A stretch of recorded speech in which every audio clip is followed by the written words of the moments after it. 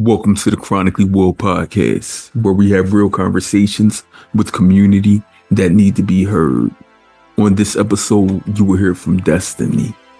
Destiny, we've had many off-air conversations, so I just want you to introduce yourself to the audience and let them know who you are, because your story truly needs to be told. Hi, my name is Destiny. I go by DeeDee. That's what a lot of people know me as. And I am 21 years old. I have been living with diabetes for 19 years. And I'm a student at Spelman College. I'm from West Philly, and I am a small creator, content creator. Yeah. You're a small creator, small content creator. Is that what you wanted to do as a career? I wouldn't say if that's a part of God's plan, then I will do so. But honestly, I just like making content just to more like bring awareness to different things such as diabetes and health. And additionally, I have a gluten allergy, so I'm also known as celiac. Yes. So, I just like to show awareness and bring awareness to things that are a part of my everyday life that a lot of people don't know about. But it's not really like my goal to be something big or whatsoever. But if that aligns, then opportunities do come behind that. Okay. Sounds good. So I know last night you sent a message stating like, basically you don't know what to talk about. And I'm like, I've seen you via social media. I know most of it is like not even planned. You're like, damn it, like I'm going to do it. When I pop up, I pop it. Like every time I show up, I'm going to show out. Right. But it's enjoyable. Is that how you view my content? Yes, 100. Look. Yeah, because my I know content, just for the record, is never planned. It's more like I'm going to go grab food today. Oh, wait, hold on. I haven't posted a video in a couple of days. Let me show these people what it's like and what my average day of ordering food looks like as someone who has celiac, and me having to navigate from 50 different options, but I only have 2 that actually are for me, how I'm still going to enjoy good quality food with my condition. So it's like, okay, let me just record that. This is about to be something to talk about. I never planned it. I don't. And I can tell. And many people love that it's unplanned. It's unapologetically you. Yes. Like seriously, like you're from Philly, like the area, like in the city, like when we do things, we do things. Yeah. Okay, if I can make a buck off of it, I'll make a buck off of it. But hey, listen. Right, it's all good. You've been diagnosed with type 1 diabetes for, you said, almost 20 years? Yes, almost 20 years. Yep. Almost 20 years. This year in October would make 20. Yep. Okay. So we got to celebrate. You got 2 dubs. Yes. Okay. How old were you when you were diagnosed? Okay, so I was 2 years old when I was diagnosed. This is like so crazy. I feel like when I tell people, like people are always like, oh my God. So actually, I honestly, like in my opinion, like from what it sounds like, I believe that I was diagnosed with diabetes a little earlier, but I didn't get diagnosed until I was 2 years old. And with that being said, like my family always brings up stories when I was younger about me like not eating my food, or like every time they would feed me, I would always throw up my food and I would get really sick. Like I was always like urinating like my diapers, and they had to change my diapers. They said a lot more than usual. Like my skin would change colors and like a bunch of different stuff like that. And they had diagnosed me with so many other conditions, and I was misdiagnosed. And then they were saying that it wasn't until they had checked my blood sugar, and they were like, my blood sugar was like super low.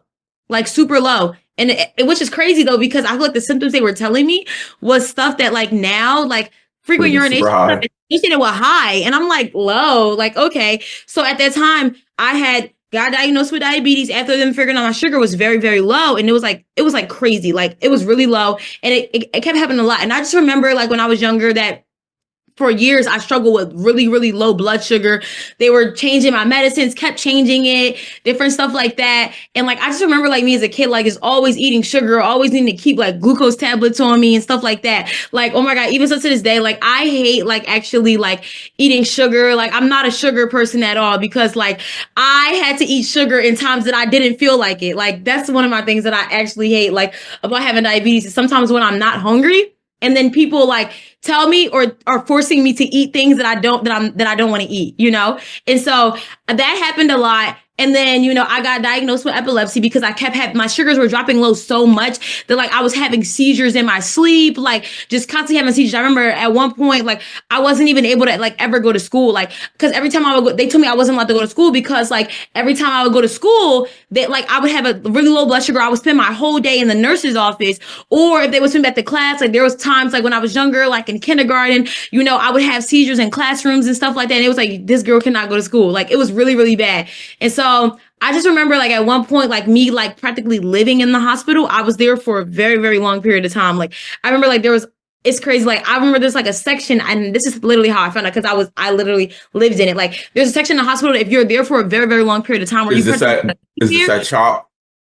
Yes, it's at CHOP. Yep. Yeah, there's a section where you like live if you're there for long term. And I remember I was there and I was like, okay, like nurses come in every day and I'm just in the room watching Special Agent Oso. Like it was just crazy. But yeah, now here I am. I'm in college now. You have sorry, I don't want to interject, but you have a very similar story to another person from the Philly area, but she's really? been diagnosed now for this January, actually makes 41 years. Oh wow. Yeah, I'll introduce you to her. She was diagnosed, I think at two. Was she two yet? I think she may have been one at the Mhm. time. But yeah, very similar story about spending the time in CHOP and it being her second home and all of those things. Yes. And I mean, now, even to this day, like I'm super close. I just recently aged out of CHOP, but I'm super close with a lot of like doctors and nurses at CHOP. Like, you know, to this day, like they remember me. I'm aged out now. Now I transferred over to Penn because I'm an adult. But, you know, I like, you know, I've had my experience with diabetes and, you know, again, with the seizures and different things like that.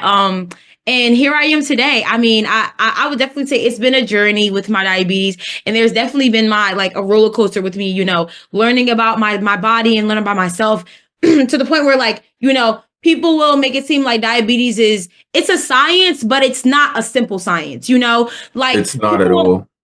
yeah, people will be like, okay, well, if your blood sugar's high, just take insulin. Well, do we ever talk about insulin resistance when your body doesn't, you know, absorb your Mhm. insulin all the time properly? Because I've had those a lot of times, you know, and it's not as simple as, you know, just drinking water and taking insulin. There are times where I'm like, okay, I've done everything I'm supposed to do and my sugar's still like 500. Like, I don't understand. I've taken like over 100 units of insulin and then my insulin kicks in 24 hours later. And now I'm struggling with low blood sugars for hours because everything just kicked in at once, but it only was supposed to take 3 to 4 hours for my insulin to kick in, you know? Yeah, the So, sciences of yes. diabetes or well, the variables of diabetes, there's no end to them. People Yes. fail to realize that from the time we wake up to the time we go to sleep and in reverse, our diabetes is still being managed. Yes. Specifically, like when people were sick, someone will be like, take a break, take a nap. They don't understand the nuances of living with insulin dependence, that Yes. we can't just go to sleep to fix things because us going to sleep could mean like something even more detrimental happening to us. Absolutely. That's why And the thing about diabetes it is that keeps us up. I've had friends who have went to sleep and had things happen, you know? And even like I said, there's been times that I've went to sleep and I had a whole seizure, woke up in a hospital and everybody's like, do you know where you are? And I'm like, how the heck did I get here? I was just at home in my bed, you know? Like like things are bound to happen. And like you said, like our body doesn't stop. And it's crazy because I was literally just making a video before I got on here and I was like, okay, like people don't understand that diabetes is like it's like more of a job than being a parent, you know? Like I could wake up today and be like, hey, if I have a child, okay, people always say like when you have kids, like you're a parent 24/7. Yes, you are. But when you're a parent, you could be like, oh, go to grandmom's house. No, I can't be like, hey, anybody want to take care of this diabetes? Like, this is me, You like, must have you well, I don't know if you've gotten a chance to view or listen to the podcast, but I that's something that I share with people all the time, that diabetes is being like gifted an infant, but every day having that infant, having to yes, climb mountains and hills with that infant, having to learn primary school, secondary school, and moving forward, like every aspect of life with a new infant every single day. And yes, you being diagnosed at 2, you didn't ask for that infant at all, but you were forced to raise it. Some kids got baby alive. yes. You got life. Yes. Yeah, but I would definitely say that, me having diabetes, it has definitely been a journey. But honestly, like sometimes I have my thoughts where I'm like, okay, where would I be in life if I didn't have diabetes? Like, how aware of my body would I be if I didn't Mm. have diabetes, or the connections and the people that I've met through life, me being able to connect with them through diabetes? Like, I am very appreciative of the things that and the experiences that I've had. I'm able to now I can watch my carbs and I know like, okay, how to read nutrition facts, where I know some people don't even know how to read those things. Or now I'm more aware of, okay, how our bodies react to things. Even I remember like me, like growing up, like I used to love science in school.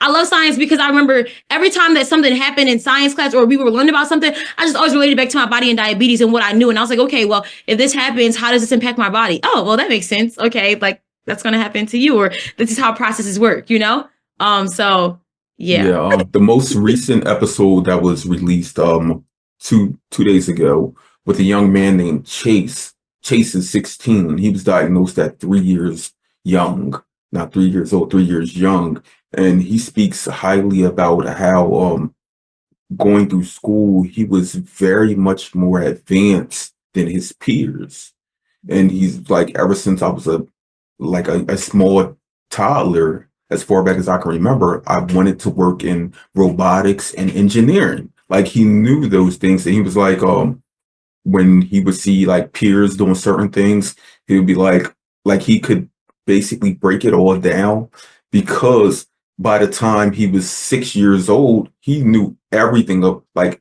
he knew about his carb ratios and his basal. And I'm like, yeah, you were diabetes. I wouldn't ever say was a gift. I wouldn't call it a gift, but Right. diabetes helped unpack who you truly were destined to be. Yes. No, that's so true. And like, I would even say for me, like my first time giving myself needles and like taking my own insulin shots. Like, I remember this, like it was just like an accomplishment. I was literally in kindergarten. I remember like I remember at one point I was only giving myself my needles at school, but then at home I wasn't doing it.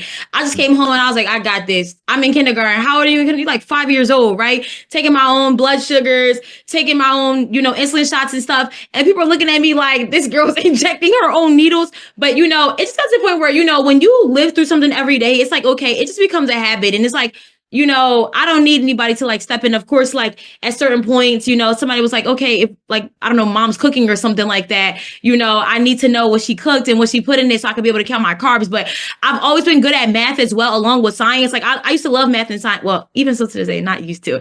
I love math and science. Because of the fact that it's been something I've had to use every day in my life. Like, even so to this day, people are asking me to do simple math, and I'm like, I could do this in my head. Like, hold on, Right. let me do math. I got it. Like, I don't need a calculator. I got this. Yeah, like it's a part of my life, and I think it's going to be something that I'm forever going to be good at because of a skill that's forever going to be exercised because of the fact that I'm diabetic. So, I definitely appreciate diabetes for that. Right. I truly appreciate diabetes for that also, because if it wasn't for diabetes, not only where would we be, but who would we be? Because diabetes gave us a sense of not only community, but self-awareness, being alert at certain things and situations. Like, it's almost like diabetes is like street smarts, Absolutely. but to the umpteenth power, because like if a number flashes between your eye, like between your face, like you're like, okay, I get it, I understand it. Where other people would be like, huh? Why? why this? And you're like, I got it. Don't worry about it. And that's something we take on a heavy role of that. Question. Well, first, just let you know, I wrote a title on the top of this paper because when I have these recordings, I'm always thinking like, what am I going to title this? But I put elevator pitch Okay. because I don't know if that's going to stick, but right now, within like 10 minutes, you gave me a full elevator pitch. I'm hopping off this elevator, and if somebody comes up to me and is like, my child was recently diagnosed with type 1 diabetes. And I'm like, I got it all. I know, like, because I just hopped off the elevator with DeeDee. Like, seriously. And I can tell that diabetes is a true part of who you are, and Yes. you embrace it. I know many times, especially those teenage years when we get a little bit rebellious and whatnot. Diabetes does take maybe like a third or fourth seat instead of being second nature. Yeah. But today, you as a growing, maturing woman, you've taken that control forcefully. Like, give me my diabetes. I'm not going to let diabetes be the one that deteriorates or takes me away from my dreams, such as taking on and over the world, because that's what I see. Thank you. Yes, I very much embrace my diabetes. And, again, like I said, I don't think I would be who I am today if it wasn't for that. Or if Right. diabetes didn't play a part into that. Right. You were diagnosed so early, so young that it's like some certain questions. I'm like, how was it entering elementary school? But diabetes was in your backpack. Like, really? I can definitely talk about elementary school How though. how was did you well first did you post your diagnosis and going back to, let's say, childcare, elementary school, all those things, did anyone ever pin you out as like, oh, she's the girl with diabetes, like, let me, she's Absolutely. fragile. Absolutely. And let me also just say, when I was younger, I was very chunky as well. Like I got a little weight on me, but I lost a lot of weight. Like I used to be more heavier when I was like younger, just because of the fact that I remember like I used to sit in nurse's office at some points, like, and she used to count how many carbs she would give me. And she used to be like, we're at 200 carbs and your blood sugar has been low for the last 2 hours. And I'm like, I can't, like, I'm struggling to eat food. And I'm like, this, like, I feel like I can throw up at any moment. Like, and I was just like, I hate doing this, But I remember like people even still to this day, because the elementary school that I went to when I was like younger, from like first to third grade, when I was going into high school, well, like in my like seventh, eighth grade, they announced that they were launching a high school, right? And they were like, okay, it was elementary school and middle school, but they were like, okay, we're launching a high school. And most of the people who I went to school with, because I did move around a lot as a kid, the people that I went to like first through third grade with, they were going to the high school, or I assumed they did, because most of them lived in a neighborhood. But at that time, I didn't live in a neighborhood anymore when I was like applying to high school. So I remember when I got to high school, a lot of the kids were like, aren't you Destiny? It was like, oh my God. They would always bring up memories. They used to be like, I remember like she stayed with snacks on her. And I'm like, yo, like this is crazy. Like that's the look like that people remember me for, like being a girl that always had snacks at her desk. And I remember, even outside of snack time, but I stayed and teachers had to defend me, being like, stop asking her for her snacks and all of that. Like I was always that person that always had snacks. And that was the reputation I had. I remember, I used to sometimes not be allowed to go to recess if my blood sugar was low, because I can't have physical time, or I wasn't allowed to participate in gym, or there'd be times that I would need extensions on tests, or I would have to take it outside or something, or, students were going on certain places, but, I couldn't go, or there'd be times that I had to go places, but everybody else had to sit back because of the fact that I had diabetes. I would definitely say that there was a lot of times that, I wasn't allowed to be included in certain things when I was younger, but I think that also what plays a role into who I am today, because now I advocate for myself and I'm like, okay, you don't need to tell me that I can't participate in the activity at all. You tell me I need to wait until my blood sugar goes up, or wait till it gets to a certain level, then I can, Whereas though I remember at one point when I was younger, I used to be completely exempt from not being able to be allowed to do certain things at all, And I'm like, okay, like you're not telling me I can't have fun. You're telling me just not right now. Like those are two different things, So I think that plays a role into like, my advocacy and who I am today. And a lot of people also changed their perception of me as well in regards to the girl being always on snacks. I think that as I got older, I learned a lot about my body. And I think that was one thing that I really appreciated about having like a great endocrinology team. Was just being able to, my doctor's always pushing me to be able to learn or point out things about my body, like within itself, so I could learn, they'd be like, okay, well, what do you recognize? What is a pattern you see here? Every time you do what is the outcome, So now here I am, I don't know, being 8, 9 years old, learning about my body and like not even recognizing. Now I'm older and now here I am at my adult endocrinologist and I can tell her and I'm like, okay, well, she's like, okay, we're sitting here having a conversation. She's like, okay, what do you think the outcome could be? And I'm like, okay, well, how about let's change my levels? Not my long acting insulin because I'm on shots right now, but let's change maybe my carb ratio because clearly there's some, something going on in my body every time after I eat, then my blood sugar spike, So here I am. But if I didn't have those skills and I didn't have those experiences when I was younger that made me recognize that, okay, my body has certain reactions to certain things and me being able to, learn from those patterns or learn my body's reactions, then I don't think I'll be able to advocate for myself and for who I am today or be able to advocate for my health. You've spoken a lot about advocating for yourself as a child. Like you said, growing up through the schooling system, even moving around a lot, every day was a day of advocacy for you. It was a day where you were able to show and share with other people and make sure that they knew who you truly were, who you truly are destined to be, destiny. Those teachers early on, even people, family members, close friends, they have a sense of fear that we don't even have. Yeah. They see something or they learn something, and the first thing people typically go with, instead of that kindness, that love, that shared appreciation, they fear. They look for the fears, the negative. People always look for the negative things first. Absolutely. And like again, when I spoke to the young man Chase the other day, and it was almost like a heartfelt moment when he was talking about going out to recess, and he was like, I knew everything I had to do when I was in kindergarten, elementary school.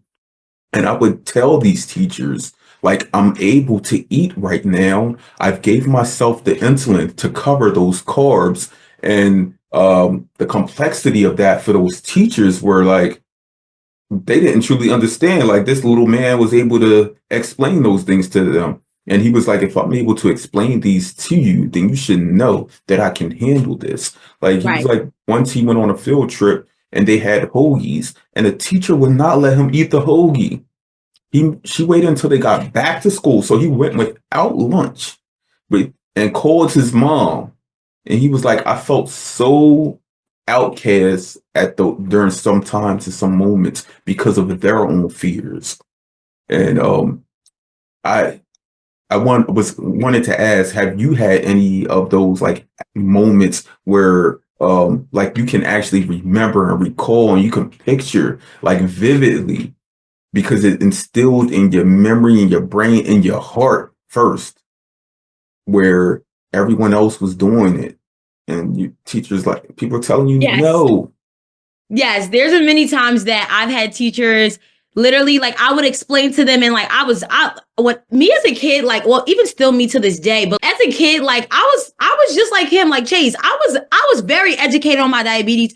You couldn't tell me nothing, like I knew exactly what needs to be done. My blood sugar low, okay, I need sugar. My blood sugar's high, okay, I need insulin and I need water. Okay, I might need to sit out because my stomach might hurt, but I know what needs to be done. And I do remember there were a few times that I'm literally like, okay, like people are just giving me constant sugar back to back to back. And I'm like, how about let's wait the 15 minutes or wait 20 minutes and stop forcing me to eat? And they're like, no, but your blood sugar's low. And I'm like, okay, I understand that, but I also know my body as well. You're not about to keep telling me to do something or, and even moments, when I'm at school and people are telling me that I can't do things or I can't participate because of my diabetes. And now everybody's looking at me, asking me why I'm on the sideline. And I can't explain because I've explained to the person who's in charge already that I am able to participate. But because, like you said, because of the fear, now you're not allowing me to participate because you're scared of my diabetes. And I think that also comes from a lot of like miseducation about diabetes and things Mhm. like that, which is why I'm so big on advocacy. And I always tell people all the time that diabetes is not the same for everybody. Me and you are diabetic, but your diabetes is not the same as mine, you know? So I always tell people that all the time. And I'm like, you have to be able to allow people to advocate for themselves. Also, another thing, additionally, also, is that I also spoke on my celiac. I didn't get diagnosed with celiac until I went into my freshman year of college. So I would say, even though, you know, I had my You had the diabetes, funky stomach forever. and not even just that, I didn't learn that I had that until I kept experiencing a lot of insulin resistance with my body. And when I eat gluten, it actually makes me insulin resistant. And so that's the part that I always explain to people. I'm like, I'm taking insulin. As I mentioned, there was times that I was taking insulin and my insulin wouldn't kick in for another 24, 36 hours. And I'm like, why is everything kicking in now? I've been running to the bathroom every 5 seconds for the last 36 hours because my blood sugar is high and I've done everything I needed to do. But, you know, we came to the conclusion that literally like I am allergic to gluten and my body literally reacts and it makes me insulin resistant. And so there's been times that, you know, I first of all, I love fried chicken. I'm not gonna lie, I love fried chicken. Like I love a lot of my foods that I was eating before I got diagnosed with celiac were gluten containing foods. And I remember me just going through the process of me trying to figure out, which even still to this day, like I would say with my recent hospitalization, me coming home from school and stuff like that, I had to push myself a little bit more and be like, okay, girl, like there's no like sneaking and being like, oh my God, like I can have like this like one time, like, or oh my God, like I really want lasagna, like, oh my God, like I'll be okay, like whatever. I'll just take the insulin or I'll just stay up and I'll sacrifice it. Like there's none of that. And there's been times that, you know, even just me, since me being home, that, you know, my friends invite me out or my brother's like, okay, let's go to dinner. And like, I'm at the table and I'm looking at the menu and the only thing that's on the menu is salad that's gluten free. And I'm like, I want food. I want food. And they're like, well, let's find another restaurant. DeeDee can't eat here. And I remember this was this literally happened like literally less than a month ago. They were like, oh, we're all at an Italian restaurant, you know, Maggiano's. Mm-hmm. We're literally sitting at Maggiano's and literally like we were sitting there and everybody's ordering. And I'm like, okay. I was like, okay, I would like the gluten-free pasta because it says at the bottom in like fine print, it was like request like let us know if you have any allergies to gluten and we have gluten-free pasta. I was like, okay. I was like, I'm gonna need gluten-free pasta. And they were like, oh, we're all out. And I was like, oh, okay. So I was just ready to accept that, okay, everybody else can eat. I'll just sit here. I'm okay. I'm not whatever it is, you guys will eat, whatever. And mind, it was my brother's birthday. So I'm like, I don't want to ruin anybody's birthday. My brother's like, nope, DeeDee can't eat here. We all go. Let's find somewhere else. And I'm just like, everybody looking like everybody was ready to eat. I just felt like so outcasted. And I'm like, dang, like nobody was able to eat because I couldn't eat. And like, that was a moment that I just was like, really like, I was very irritated. Me and my brother, we got into a major argument because I was like, why would you make everybody else get up at the table, a table of like 10 people, because me can't eat? I'm like, I could have sacrificed for everyone else. But I think his principle was just more like, no, it's disrespectful, you know? But I'm just like, I don't know. I was just so used to being the outcast. And I'm like, okay, when it comes to my health, nobody else should be sacrificed, you know, or no one else should, you know. Did you say no one else should be sacrificed? I'm sorry. Or no one else should be. Should have to sacrifice their own. Yeah, should have to sacrifice because of it. Like, I was like, well, they probably would be gluten free. I understand that, but I also understand the sentiment of your brother because he's like, nah, basically, F this. Like, let's move on. It's just an obstacle in life. And that's something that you've learned throughout your years. Like there's obstacles in life that people deter or make you detour, but you know how to navigate through these things. Right. Your brother was just taking it upon himself. Like, this is my day, my time. I need my sister to be equally at her best. But you were like, don't point me out because that's what everybody did when I was younger. Don't, like, it's instilled in here, like, no, let's go, let's move forward. And it made me so mad too because like after they were like, okay, let's find a place where there's gluten-free food. And everybody's on their phone looking up gluten-free restaurants. And then like, they're like cheesesteaks. And I'm like, no, there's bread, there's gluten in cheesesteaks. And they like just keep naming all these places. And I'm like, I cannot eat that. Like, unless they have it made gluten-free, which I need to make sure, because that's also another thing. I don't know if you recently saw like the news about like a content creator who actually passed because she shared that she had a peanut allergy, and restaurants were telling her, she went to a content creator event and they told her that there were no peanuts, or nothing was made with peanut oil, and it actually was. And she literally had a major like allergic reaction, and she actually wound up passing away.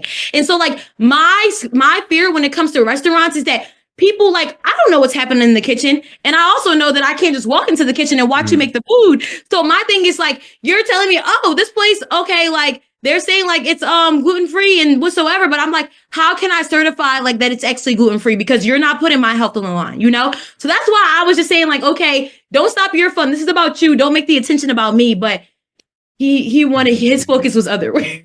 Right. Look, I remember being young. I think I was like 19, and I was working at a nursing facility. And I remember people in the dietary aid positions, they would be like, certain person couldn't have sugar or whatever. So they would be like, okay, let's just give them this coffee that doesn't have sugar in it, but they would put some kind of alternative in it. And I'm like, do you know if they can have that? Maybe it's just the sucralose that they Right. can't have or whatever. And they're like, well, it's diet. And I'm like, how can you do There's that? so much more to it. Like, yeah, that's so much crazy. more. And go ahead. I'm sorry. No, go ahead. I was like, there's so much more to it that people don't understand. Like someone will be like, well, I put this seasoning on your food or whatever. It's good. And they don't understand that there are more seasonings that have gluten in them than not. Right. And they're like, why would there be gluten in a seasoning? I don't know. Ask the manufacturer that question. Exactly. Yeah. Ask the processing plant. Like, why are they doing this? Right. Yeah, I would say me, since being diagnosed with celiac, like I have like, it has made me more aware of things. Like, and I think that I feel like I'm on like a second phase of learning about my diabetes. Again, like we just mentioned earlier, on the call, is that, we were learning about our diabetes, learning, being excluded. We had our different experiences. I'm definitely going through my phase where I'm having my experience with celiac, and I feel like I'm being diagnosed with diabetes all over again. Here I am relearning my body. Here I am relearning how to eat foods, or what I can eat or what I can't eat, and learning what was in my foods, and even the small little things, like you said, seasonings have it. Okay, they're like, literally yesterday I wanted tomato soup and grilled cheese. I literally went out to go get I went out to go get more gluten-free bread, and I was like, okay, I'm about to eat some tomato soup and grilled cheese. I literally look at the can of tomato soup and it says wheat ingredients. I'm like, you gotta be freaking kidding. Like, I was like, this is ridiculous. I'm like, it's things that you wouldn't even think, but it's like, you cannot be inconsiderate of, people's health, because it's the small things, like you said, that you would not think that would still have it. So you have to be mindful. And at the end of the day, when we're talking about people's health, that's not a game that I like to play. I don't like to play those types of games, and I don't like people to play games with me either, or other people's health as well. That's why I don't really be trusting people. Well, I understand. Just getting to know you over the last half an hour or so.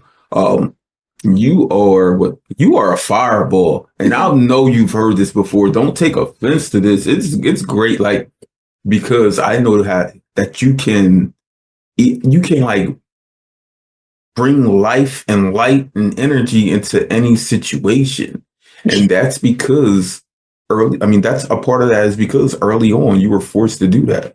Yes. Who else can I be other than be Destiny? Like, right? Like you're truly Destiny's Child.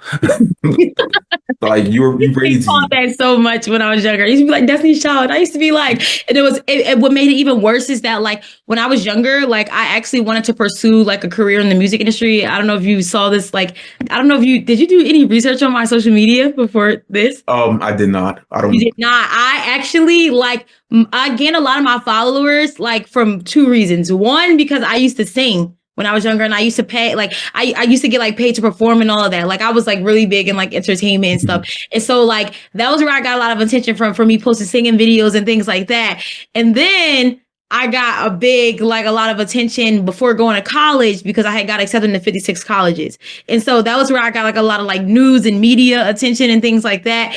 But those were like a lot of two major things. So when I used to get called Destiny's Child, it made it even worse because I knew how to sing, and Beyonce used to be my favorite singer when I was younger. That has changed as I got older, but Beyonce, I used to be obsessed. Man, I still love B. I don't care what. I love these, but there's a lot of other I artists that know. I'm I not got as you. obsessed. I got you. I mean, it's almost like people who grew up with like Michael Jackson. After a while, you were like new people, new acts came along. Like Yes, there was the Ushers and the Chris Browns and so yes, forth. Like okay, there was an evolution, but we know where it started, absolutely. right? Beyonce is where it started with a lot of things that are currently in rotation. Yes. Um, but yeah, you spoke it highly about yourself, everything you've been able to do with diabetes, with celiac, and you just dropped a bomb in there saying like I was accepted to 56 colleges. Did I hear your story? This is a wholeheartedly organic conversation. I did not know that you were accepted to 56 colleges. I have an episode being released today by a young lady named Nyasha. And it's funny because while I was recording with her, I was going back and editing yesterday. While I was going back and recording with her, she like did this like drop where she was like, "Yeah." And when I was at Yale and kept on going, and I said, "Nyasha, I'm not going to allow you to just drop that bomb right there." And she was like, "What?" I said, "You're a Yale graduate," and she was like, "Oh yeah, yeah, I went to Yale." Like, Her. right. We love educated Black women also who have to deal with diabetes. That is two full-blown jobs. Being a college student and sitting here like having diabetes, that is a lot. But yeah, I had 56 college acceptances. That was a whole like phase of my life within itself. And I'm going to make sure that I insert some links in regard to that. So make sure you do send me I got you. your links. They're all Okay. on my resume. I'll just send it over. Okay. Got you. Look, you're even applying for a job when you're not applying for a job. Yes, I need to let them know. That's how it should I've been be. featured in Good Morning America. I've done this. I'm like, oh yeah, you need to see, okay? Right. That's how it should be. Like, you shouldn't have to go seek the employment and these companies, even Fortune 500 companies and things, because like they see you. Yes. There has to be someone out there who recognized you and Yes. was like, we got to get her on the team. Absolutely. I always tell people, I'm like, my name is a quick Google search. It's not that hard. Like I'm trying to tell you, all you gotta do is look at my name. It'll pop up. That's it. I've been saying that for the last like 15 plus years to people like Google me. Like seriously, like, and that, like, I remember, like, when I was younger, I used to tell people, do you know who I am? Like, you better ask about me. But now I'm like, you can Google me. You don't even gotta ask. Use your phone, okay? Like, listen, the world knows. Don't. Right. I'm a creator just by being me. Yes. I do want to tap into some things. You said you were forced out of school more recently. I did come across that, and I think we had a small conversation about that off air. Could you explain why you were forced out of school? Yes. So, okay. So I'm sorry. When I said I was forced out of school, I didn't mean when I was like younger. Like they actually, I know, but I guess I could say I had a similar experience like recently.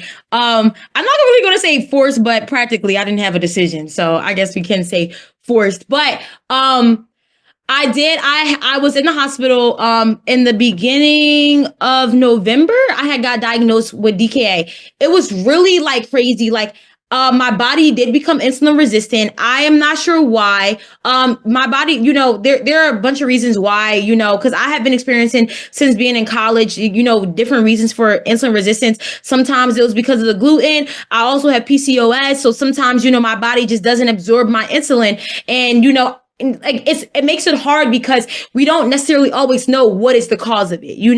But again, I've been very big on just, being aware of the things that I eat and I put into my body and things like that. But it was literally like one night before, it was like a regular school night. I think it was like a Sunday and I was getting ready. I only had classes this semester on Tuesdays and Thursdays. So I always use my Monday, Wednesday, Friday to create content, do my homework and different things like that. But that Monday, midterms were approaching and I was like, okay, I'm going to go to all my teacher's office hours. So I had stayed up, I had did some of my homework, and I was like, okay, I'm hungry. I'm about to eat and then I'm about to go to sleep. Cause I was also struggling with a cold after homecoming. I go to Spelman. So that homecoming within itself speaks for itself. HBC homecoming. I'm with Clark Lane and Morehouse. Like it's huge, and I had got a cold, which I never usually get sick after I never usually get sick. Like I don't usually have colds. Like I don't recall the last time I've had a cold. Like, but I know that whenever I do get sick, my body is a whole different thing, So when I had got sick, it was it was a little different. I'm constantly running, like my nose is running and different things like that. But I had a major headache. So I kept going to sleep, waking up that Sunday whatsoever. I woke up at one point around like midnight and I was like, okay, I slept all day. Like I'm not tired, but I'm hungry. So I was like, okay, I'm just going to make some buffalo chicken dip. I'm not hungry, like starving, but I'm like, I need something to eat because I haven't ate all day and I've just been taking my insulin and covering for blood sugars, but not eating carbs, So I took it, went to sleep, woke up the next day and I had to use the bathroom, but I couldn't get up out of my bed. Like I was stuck. I thought like, okay, maybe I'm just tired and my body just feels like sick because of the fact that I have a cold. And I know sometimes like, throughout me having my cold, I know I was experiencing body pains and things like that. I'm like, maybe, that's why like I can't get out of my bed because of my cold just has my body super tired right now.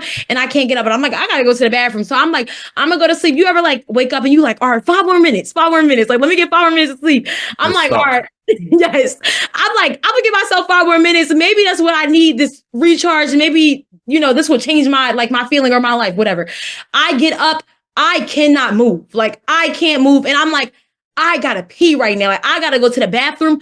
I don't feel good right now. I'm like, this is crazy. So I can't get up. It gets to the point where I like urinate in my bed. And I'm like, what the freak? Like, I'm like, this is embarrassing. Like, as a college student, you're like, I'm an adult. Like, when I was younger, I had my times where I definitely did have, bedtime urination problems, which came from lack of blood sugar control. My blood sugars would be going up and down, up and down. And then, there would be times where, I'll be sleeping, it would happen. But I'm like, I'm an adult. Like, I know my body, like I can feel like when something's about to happen. So I'm like, what is going on? So I'm like, oh my God, it gets to the point where like, I'm like, okay, I need my phone, but I can't move. I can't grab my phone, nothing.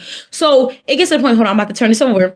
I had to say, hey, Siri, to call my mom. I'm like, I need to call I'm sorry, no. Before that, I was screaming because I have a roommate. My mom was like, when I got my first apartment and all that, she was like, I'm sorry, this is my second apartment. My mom was like, whenever I moved into an apartment, she was like, I can't live by myself. She's like, because if something happens to you, you're out of state, we in Philly, you in Atlanta, something happens, who's going to save you and who's going to know, Like, thank God I was in a position where I was actually capable to say, hey, Siri, to, be able to call my mom. But what if it was a situation where I didn't get up all day, Who would have been it? Like, who would have known? Like, and so, I screamed for my roommate. My roommate wasn't there. So, I was like, okay, I got to call my mom. So I called my mom and I was like, okay, the next step is like, clearly I'm going to need, ambulance or somebody's gonna have to come in. My only issue was, how do they get in here? Because the apartment that I live in, like I've always lived in gated communities. Like when I got my apartments in school and stuff. And so I was like, okay, they can't get in here without anybody getting in. Good thing my mom already had my roommate's number. So my mom called my roommate, tell my roommate they need to leave class now. They came back, let the ambulance in. The ambulance got there. Their meters were reading, like it was reading high. Like they couldn't even read it. And so they were saying that my heart rate was almost 200. Like it was really high. And they had to get me dressed. Like they had to change my clothes, put me on new clothes. Like it was really, really bad. I got there. My blood pressure was, my blood pressure was low. My heart rate was like super high. And they were like, you're in DKA. And my blood sugar was almost 800.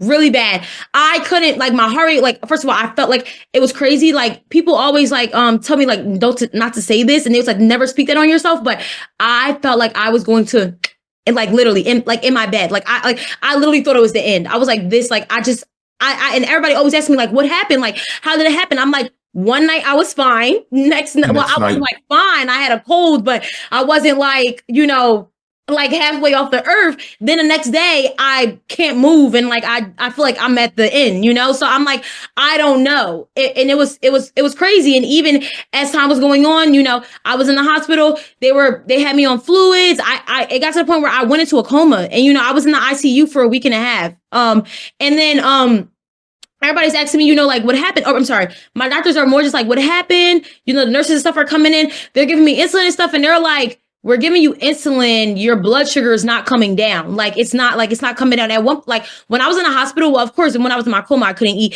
But when I got out for the first 2.5 days that I got out of my coma, I wasn't able to eat food. I was strictly on fluids. Like, they weren't allowing me to eat or anything. It was like, if you're hungry, we'll give you ice cubes. And I was like, dang, like, I can't even eat food right now. And it's like, we'll put you on electrolytes and all of that type of stuff. But like, I wasn't able to eat because they couldn't figure out why my blood sugars were going down. So, when I finally got out the hospital, they were like, okay, you need to go home to see your doctor. I'm thinking, okay, I'll schedule an appointment. I'll go home and see my doctor. I'll fly home for like a day or two, then come back to school and talk to my teachers and figure out what I need to make up. They said, okay, you have to ask your dean. I went to the dean, and the dean was like, are you crazy? She was like, you need to go home and figure out what's going on with you. You're not making up no schoolwork. She was like, you need to do a medical withdrawal. And I was like, a medical withdrawal? I was like, okay, well, does that approve me? Like, how long do I have to stay home before I come back? And she was like, oh no. She was like, you can come back next school year. And I was like, next semester or next school year? She was like, next August. She was like, you need to figure out what's going on with your health and why this is happening to avoid future times of this happening in the future. Like, she was like, you don't want to not know what's going on, and then it happens again, and here you are at this time next year or this time next semester, and here you are in the same situation needing to go home, or here you are in a coma again. She was like, that's very dangerous. And I was heated because I thought I was going to get out, go back to school, hurry up. Like, I don't know. I was prepared for me to have to make up a bunch of work, And I was like, okay, I'm going to do whatever I got to do. Even if it means over Thanksgiving break, I'm not eating or I'm not sitting at the table because I need to make up my schoolwork, But they were just like, no, like, you don't have to worry about anything. You need to worry about your health. And I'm just like, I was pissed. Like, I was pissed. That wasn't a reaction. I'm sorry. That was not the reaction that I was expecting from any of my teachers or my deans.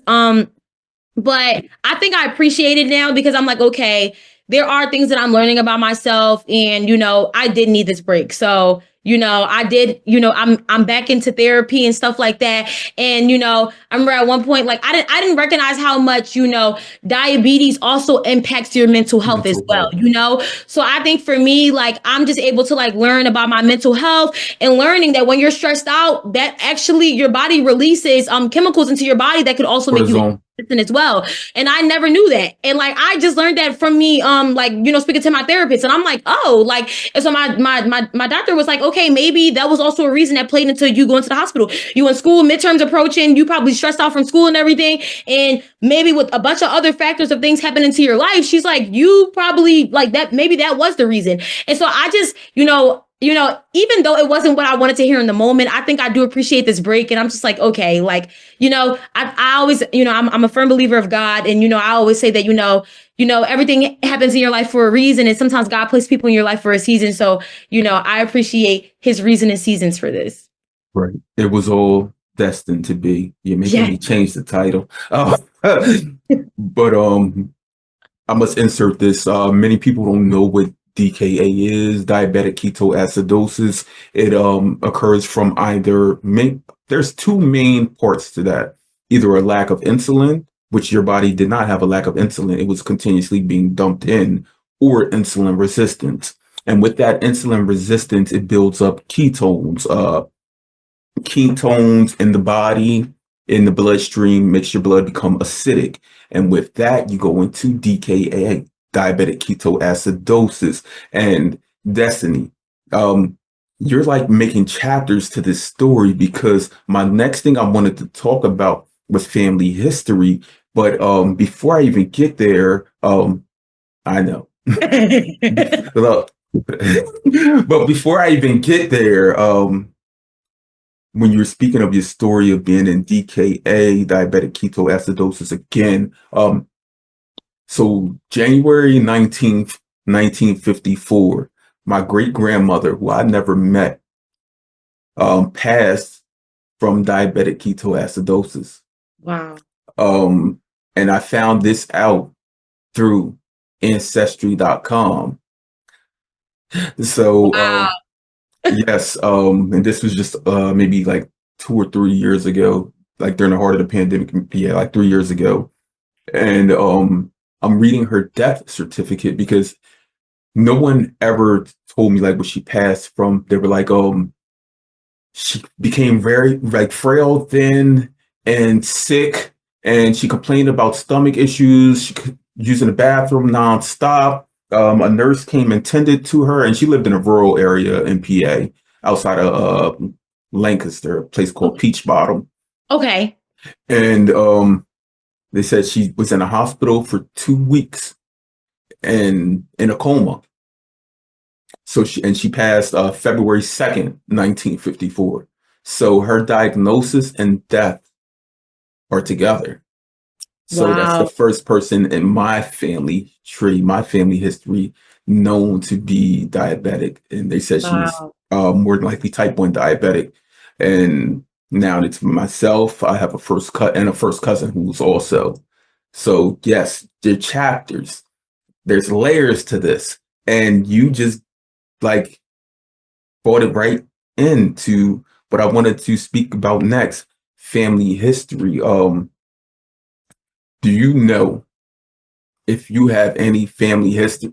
Let me stop. Let me be real with it. Destiny, I know you have family history of type 1 diabetes.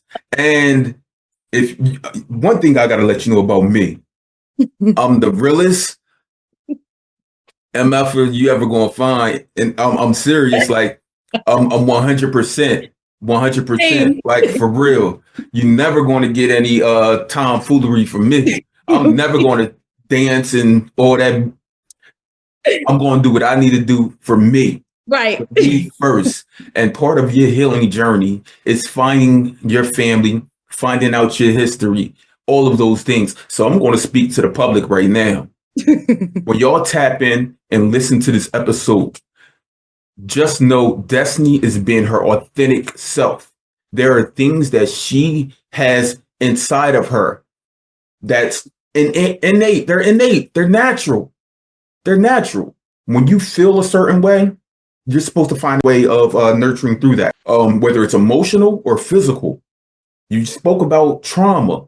I work in mental health. I've been a mental health and art therapist for many years.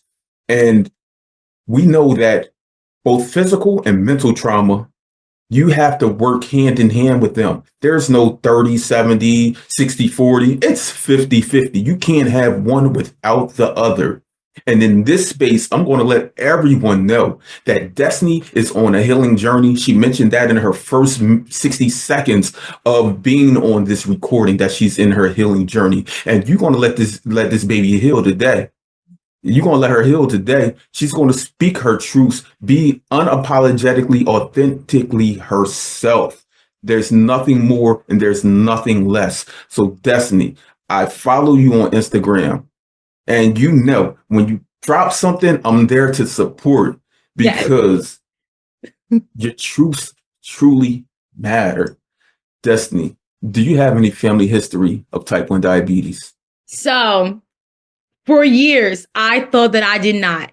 And as we're talking about journeys, I only knew one side of my family. Also, another fact about me is that I did grow up in the foster care system. So for a long period of time, I only knew my mom's side of the family. But I knew that I always thought to myself growing up, I was like, okay, why does everybody else have asthma? And, of course, when some people get older, they got like breast cancer and things like that. But like, why did I get stuck with diabetes? And not just diabetes, I got it at young, So I'm like, why does nobody else have it? And of course, type 1 diabetes is a genetic disorder. So I'm like, okay, like if it's genetic, why I'm the only one who got it and nobody else got it? Fast forward again, I did not know my father's side of family. I was always looking for like for the past 10, 12 years, I've been looking for my dad's side of the family. I just recently got connected and started getting connected. And through, my research, I found out that my father actually has type 1 diabetes. And there's a lot of people on his side that also have it. His cousin has it. His uncle has it, and the mom has type 2 diabetes, but they all have type 1. So that is what I know. I don't know much about him because we have not connected. I've only had the opportunity to speak with his mother, which would be my grandmother. But yes, they have diabetes. And so that was, along with me finding my father, I'm also finding out missing parts of myself as well. And, answering questions about things that I've questioned my whole life. Filling in the gaps. Yes. That's all she's doing. That's how we grow. That's how we mature. That's how we become who we should be in life. You spoke highly about accepting diabetes. You've accepted your life, but you don't have to accept a path or journey because that path or journey belongs to you. Right. You're going to make that happen. And when you share things via Instagram, all I see is strength. There may be people in the background sending you text messages like, don't do that. Not that way. It's your way. I get it all the time. It's your way.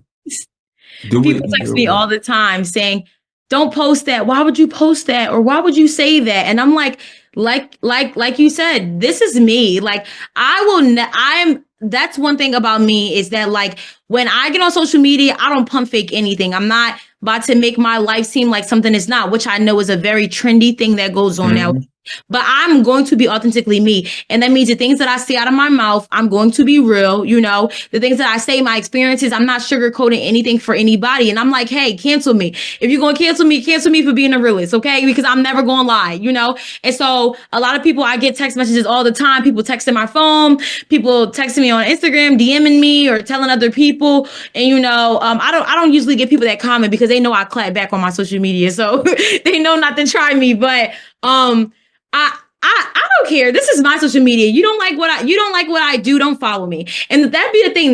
The most people that criticize be the ones that will watch your every move. And it's like, if you don't like what I do, why are you watching me? Why are you following me? Please block me. You have every right to do so. And I promise you, I won't be offended. Okay. This is not the community that I want to build that thinks that we're about to sugarcoat anything. The community that I am building is the people that's going to be real, authentically themselves, and the people that are going to be super strong. I'm not around here for pump faking nothing, period. And they don't understand that because from day one, or as far back as you can remember, you haven't had to pump fake anything. Like literally, you were a child, a toddler, and probably even happened in your infancy stages where you develop type 1 diabetes, hearing your history. You've never had to pump fake anything. Again, you've had to take on this sole responsibility. I mean, you have your parents, family, friends, all of that community, but no one had to learn this the way you learned it. Between you and your mom, like, for someone have to take on the blunt of this responsibility at such a young age, it also helps you, in providing that inner working, that inner source of the things and challenges you can overtake and overcome. And right now, today, Destiny, like I told you early on, you're taking on and over the world, and nothing or no one should insert their ways to prevent you from doing that. Because, I know the communities that we come from, where a lot of things get blanketed over. But how can we heal? How can we be the best version of self for us for now? And you mentioned again earlier on about having children in the future. Like, how can you be your best version without going through all these stages, learning, growing? Because, you were accepted to 56 colleges and institutions. Life is a forever journey in education. It never ends. And Absolutely. that's just not between the lines of a book. That is That's so true. Destiny. Before we go, is there anything that we did not cover that you want to make sure we insert here? I think we covered some major points. I think that if we were to cover more, I think we would need another episode. So I think we did good. And I'm sure I'll be back. I'm sure. But yeah, I'll definitely update you more. You guys can stay tuned with, just the journey of, on my social media, on my Instagram at I am DeeDee.__, and you guys can like watch my journey of me like finding my dad and different things, and maybe revealing some more things about my health that I didn't know as well. And yeah, I mean, I'm sure I'll be back and I'll definitely update y'all. And yeah. Right. And you want to update me over brunch, lunch, whatever. We're going to meet up seriously soon. All right? Let's do it. Let's make it happen. Bring the pad and the pen and take down notes like how we going to take on and over this world, because that's what I'm doing. Absolutely. Let's do Like, and it. nobody's going to stop me. I mean, Yup. living with type 1 diabetes, living with celiac disease, even our family history and all of those things that have altered and changed us, like it's all life altering. And Absolutely. there's so many things that are misunderstood, specifically about living with type 1 diabetes, socially, emotionally, like different things affect us psychologically, relationships, all of those things. But one thing I could say with you, Destiny, you have confidence. You truly have confidence. And then for your is there any advice you want to give to anyone that's newly diagnosed, or someone that's starting over, like you said, like you started over? Pay attention to your body. That's the best advice I could give. Pay attention to your body. My endocrinologist told me at a very young age, I'm a doctor. I went to school, but no one knows your body better than you. And there will be times that you may come across, other health advisors or people who may got their degree in health or whatever your diagnoses are, but no one knows your body better than you. So I would say pay attention and learn about you as long as you can. And that's forever going to be a life thing. Like we said, life is life, we're in the school of life, and like we're forever learning, but you need to forever be paying attention to you. And that needs to be your biggest priority. True indeed. Last question I'll leave everyone here with, Destiny. You were diagnosed 20 years ago. So I must ask you this. You lived the entirety of your life with diabetes. You may have had dreams like you didn't have diabetes, but really, like, you really don't know what that is. Yeah. Like, it's almost like an intrusive thought, like me without diabetes. Yeah. But with the advent of technology moving forward, faster acting insulins and things of that nature, there's been functional cures where people have gone 4 to 5 years and continuing without needing man-made insulin. And there's so many clinical trials going on with that, and it's all showing like positive growth. So, Destiny, one day we're gonna keep this relationship going. One day, Destiny, I'm gonna hit you up and I'm gonna say, Destiny, a cure is here. All of our time now will be maximized. And when we say time and living with diabetes, people don't understand that it will truly be maximized. We don't got to call insurance. We don't got to stop at the pharmacy ever so often, get prior authorizations. The time it takes for blood sugars to go up, to go down, the insulin usage, the pens, the needles, the pumps, all of those things. More than 180 steps added on to us per day. On that day, Destiny, that a true cure is here, functional cure, and it's available for all of us, and we all are taking it, because you know how the government is. They're like, it's either going to be there or it's not. There's no Right. in between. Like, on that day, Destiny, you find out you've been cured. What do you do? Calling my mom. I'm calling my mom and I'm gonna be like, is this real? Calling my mom, and she probably gonna put me on, give me on the phone with my endocrinologist to make sure that this is safe and this is real. Cause she like I, because of the fact that I've leaned on insulin and stuff for like so long, all my life, like I think that would be like a major shocker to us. And it would be like, all right, like, are we testing the waters right now? Like what this look like? Like we need to know what's going on, to make sure this is actually safe, because what we don't want to do is not take insulin. And then here we are back in the hospital, So I think that's what I'm gonna do. I'm gonna call my mom and be like, Mom, you heard about this? What's going on? You trust it? Because of the fact that I've lived with it for so long, I think that like I wouldn't be able to imagine a life without diabetes. So I would need to make sure like this is actually real. So I would probably be like in shock mode for a little minute. Yeah. Yeah, you'll be in shock mode for a minute, but after that minute passes, we're taking trips. We're having bonfires. Like my guy Chase told me, he said we're gonna have a bonfire and throw throw it all in there. He said I might keep a pump. He said I'll keep it around and I told him, I said, what, like for nostalgia, like a Tamagotchi, what are the Gigapet things and all of those things, like a pager. Yeah, And I think I would keep all of my stuff though. I might have to frame it in a wall. It might be worth something in the future, Well, because it's worth something now. So imagine when diabetes is like gone, or like doesn't exist. Like I think like that stuff would be worth like a lot, Right. Yeah, I'm keeping my stuff. Right. And again, on that day, if you're here, I'm contacting you. We're going to enjoy life as it should be, even though this is our current life. But we know that in every stage and aspect in life, we can progress. It's our journey. It's our path for us to write. Destiny, my sister, I enjoyed your elevator pitch. DeeDee can't eat here, I wrote at the top. But this is your healing journey, because this is truly, and you spoke about it often, there was a miseducation of DeeDee. Yes.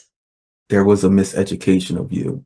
And I think I'm going to leave that for the title, because, sister, we still going to salute those 56 acceptances. Yes. And like you said, it's a life of education. Thank you for joining me on the Chronically Will podcast, where we have real conversations with community that needs to be heard. Because Destiny, you're truly someone that needs to be heard. Thank you. Thank you.